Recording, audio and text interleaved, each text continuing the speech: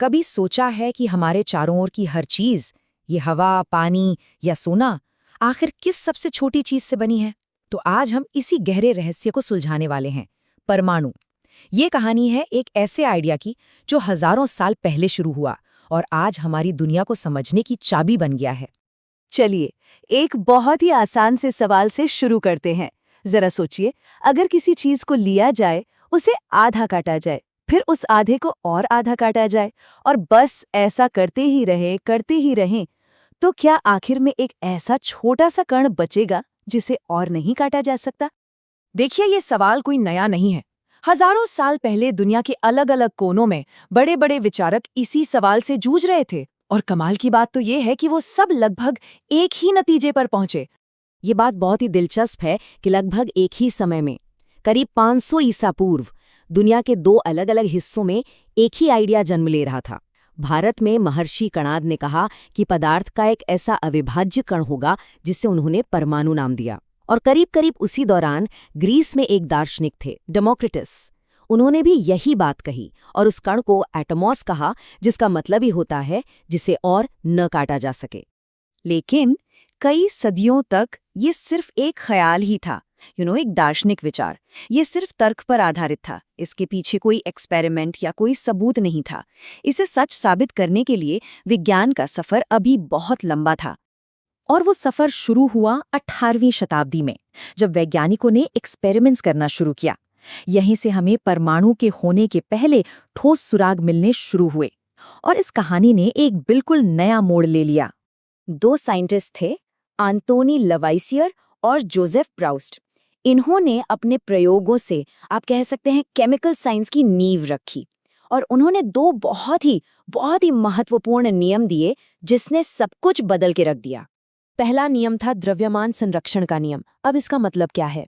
सीधा सा मतलब है कि किसी भी केमिकल रिएक्शन में पदार्थ का कुल वजन न बढ़ता है न ही घटता है। जितना वजन रिएक्शन से पहले था, ठीक उतना ही वजन रिएक्शन के बाद भी रहेगा। कुछ भी गायब नहीं होता। ये एक्सपेरिमेंट देखिए, ये इस नियम को बहुत अच्छे से दिखाता है। इस फ्लास्क के अंदर चाहे कोई भी केमिकल चेंज हो, रिएक्शन से पहले का वजन और बाद का वजन एकदम बराबर रहता है। मतलब साफ है, पदार्थ बस अपना रूप बदलता है, वो कभी खत्म नहीं होता। और दूसरा नियम था स्थिर अनुपात का नियम। ये नियम कहता है कि कोई भी कंपाउंड, मान लीजिए पानी, वो हमेशा एक फिक्स रेसिपी से ही बनता है। उसमें मौजूद तत्वों का अनुपात हमेशा, और मेरा मतलब है हमेशा, एक जैसा ही रहता है। जैसे पानी को ही ले लीजिए, चाहे वो नदी का हो या लैब में बना हो, उसमें हाइड्रोजन और ऑक्सीजन के वजन का अनुपात हमेशा 1:8 ही होगा, हमेशा। इसी तरह अमोनिया में नाइट्रोजन और हाइड्रोजन का अनुपात हमेशा 14:3 होता है। ये एक ऐसा नियम है जो कभी नहीं बदलता। तो अब वैज्ञानिकों के पास दो बड़े नियम थे। एक, पदार्थ न बनता है न नष्ट होता है, और दो, कंपाउंड्स हमेशा एक फिक्स्ड रेशियो में बनते हैं। पर ऐसा होता क्यों है? इन नियमों के पीछे का राज क्या था? इन सभी बिखरी हुई कड़ियों को कौन जोड़ेगा? और फिर कहानी में एंट्री होती है जॉन डाल्टन की, इंग्लैंड के एक स्कूल टीचर, जिन्होंने इन सभी सुरागों को एक साथ रखकर एक ऐसा क्रांतिकारी सिद्धांत पेश किया जिसने सब कुछ बदल दिया। डाल्टन ने हजारों साल पुराने परमाणु के विचार को फिर से जिंदा कर दिया, लेकिन इस बार ये सिर्फ एक फिलॉसफी नहीं थी, ये पूरी तरह से विज्ञान पर आधारित थी। उनका सिद्धांत उन दोनों नियमों को एकदम परफेक्ट तरीके से समझाता था। तो डाल्टन ने आखिर कहा क्या? उन्होंने कहा, हर चीज छोटे छोटे कणों से बनी है, जिन्हें परमाणु कहते हैं, और ये परमाणु अविभाज्य हैं। अब याद कीजिए पहला नियम कि पदार्थ नष्ट नहीं होता। डाल्टन ने समझाया, ऐसा इसलिए है क्योंकि केमिकल रिएक्शन में परमाणु बस अपनी जगह बदलते हैं, वो खुद खत्म नहीं होते। और दूसरा नियम कि कंपाउंड्स एक फिक्स रेशियो में बनते हैं।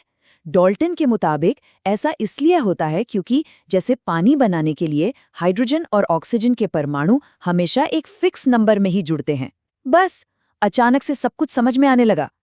तो ये तो साफ हो गया कि परमाणु होते हैं, पर अगला बड़ा सवाल ये था कि ये कितने छोटे हैं?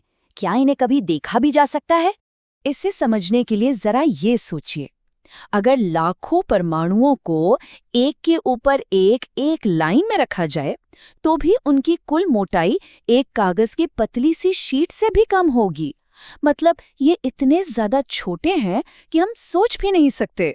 अगर हम आंकड़ों की बात करें तो एक हाइड्रोजन परमाणु की त्रिज्या होती है 10 की पावर -10 मीटर। इसकी तुलना में रेत का एक कण या एक चींटी तो जैसे पूरे के पूरे ग्रह जितने बड़े हैं। और देखिए, कई सालों तक ये सब सिर्फ कल्पना ही थी, लेकिन आज हमारे पास इतने शक्तिशाली माइक्रोस्कोप्स हैं कि हम वाकई में परमाणुओं की सतह को देख सकते हैं।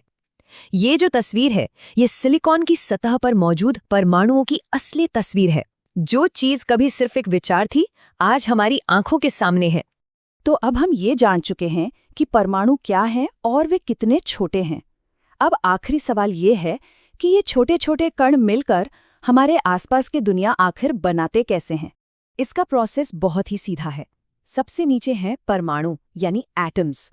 ये सबसे बेसिक यूनिट है। फिर ये परमाणु आपस में जुड़कर अणु यानी मॉलिक्यूल बनाते हैं, और फिर यही अणु जब लाखों करोड़ों की संख्या में इकट्ठे होते हैं तो वो पदार्थ बनता है जिसे हम देख और छू सकते हैं, चाहे वो पानी हो, लोहा हो या हवा हो, सब कुछ। यहाँ एक और बहुत जरूरी बात समझनी है। ज्यादातर तत्वों के परमाणु अकेले नहीं रह सकते, वे बहुत अस्थिर होते हैं। इसलिए वे हमेशा दूसरे परमाणुओं के साथ जुड़कर अणु या आयन बना लेते हैं। यही जुड़ाव उन्हें स्थिरता देता है और इसी से हमारे चारों ओर की दुनिया का निर्माण होता है।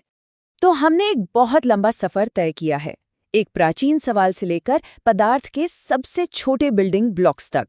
लेकिन ये कहानी यहाँ खत्म नहीं होती, बल्कि ये एक नया सवाल खड़ा करती है। अगर सोना, पानी और हवा सब कुछ सिर्फ परमाणुओं से ही बना है, तो फिर इनके गुण इतने अलग अलग क्यों हैं? कोई चीज सख्त